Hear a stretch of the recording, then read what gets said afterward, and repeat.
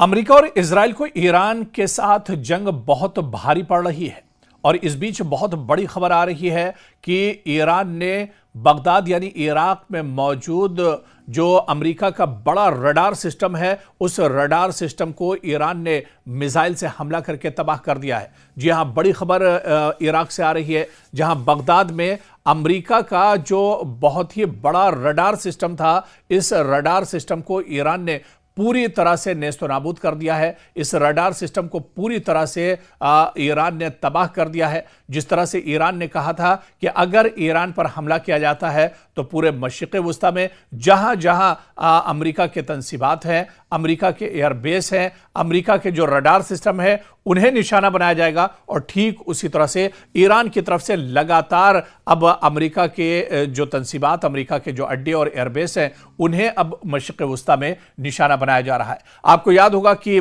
Saudi अरब में Riyadh में American embassy को निशाना बनाया गया, कुवैत में जो अमेरिका की एम्बेसी है उसे निशाना बनाया गया। इसके अलावा पूरे मिडिल ईस्ट में आप देखिए जहां जहां अमेरिका के हवाई अड्डे हैं, अमेरिका के एयरबेस हैं, अमेरिका के सिक्योरिटी फोर्सेस के जवान हैं, उन्हें लगातार ईरान निशाना बना रहा है। और इस बीच जो बड़ी खबर आई है, क्योंकि यह बहुत बड़ा झटका है, इससे पहले एक खबर और आई थी कि अमेरिका का एक एयर डिफेंस जो सिस्टम है उसको भी ईरान ने एक तरह से तबाह कर दिया था, जो दरअसल बहरीन या फिर यूएई के अंदर मौजूद था। और अब इराक से यह खबर निकलकर सामने आई है जहां बगदाद में मौजूद एक रडार सिस्टम को ईरान ने पूरी तरह से तबाह बर्बाद कर दिया है। दरअसल यह रडार सिस्टम अमेरिका का था और अमेरिका का यहीं पर एक बहुत बड़ा एयरबेस भी था। हालांकि इस जंग के शुरू होने से पहले बगदाद के अंदर जो एयरबेस था उस एयरबेस को अमेरिका ने खाली कर दिया था, लेकिन फिर भी यहां पर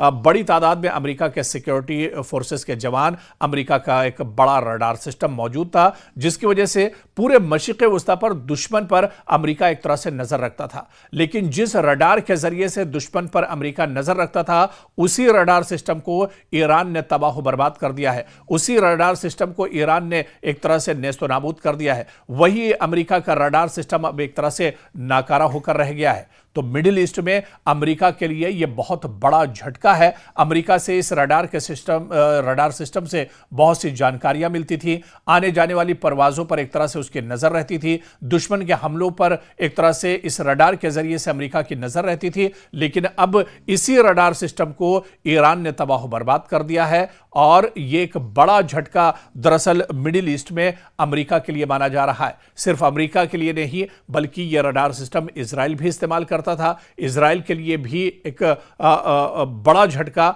इसे माना जा रहा है, एक बड़ा नुकसान दरअसल इजराइल और अमेरिका का इसे माना जा रहा है। तो कुल मिलाकर जो अमेरिका की तंसीबात हैं, अमेरिका के जो सिक्योरिटी फोर्सेस के जवान हैं, जो अमला है, वो कहीं ना कहीं अब मशरिक़ वस्ता में परेशान है। इस बीच एक बड़ी खबर यह आई थी कि एक और एयर करियर या फिर एयरक्राफ्ट जो है अमेरिका का, वो मशरिक़ वस्ता के लिए रवाना हो चुका है और बहुत जल्द मशरिक़ वस्ता में एक तरह से वो पहुंच जाएगा और इस जंग में शामिल होगा।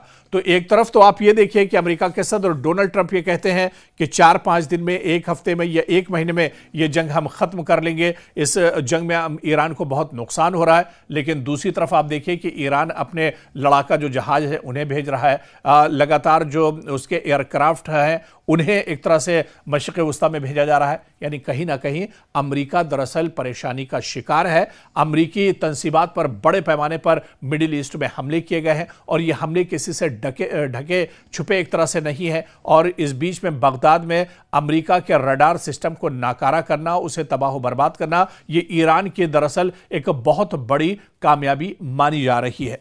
तो कुल मिलाकर इस जंग में अमेरिका और इजराइल घिरते जा रहे हैं और अमेरिका की जो तंसीबात हैं उन्हें बहुत बड़ा नुकसान अभी तक इस जंग में उठाना पड़ रहा है।